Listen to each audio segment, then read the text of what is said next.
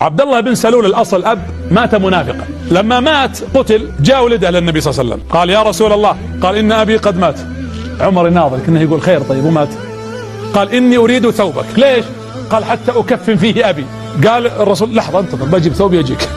قال عمر: يا رسول الله، إن الله يقول استغفر لهم أو لا تستغفر لهم، إن تستغفر لهم 70 مرة فلن يغفر الله لهم. قال: يا عمر، إن الله خيرني ولم يأمرني، قال استغفر أو لا تستغفر، ولو قال الله أكثر من 70 مرة لاستغفرت له 70 مرة، حتى جاء قول الله سبحانه وتعالى: ولا تصلي على أحد منهم مات أبدا ولا تقم على قبره. هذا نهي صريح جاء بعد ذلك. ثم ليش هو أعطاه الثوب؟ يقول إن العباس عم النبي صلى الله عليه وسلم كان في معركة بدر يقاتل مع المشركين، فتقطع ثوبه وهو يقاتل فانكشفت عورته، فما أعطى العباس ثوبا إلا عبد الله بن أبي بن سلول المنافق هذا، فإني أردها له وفاء من النبي صلى الله عليه وسلم.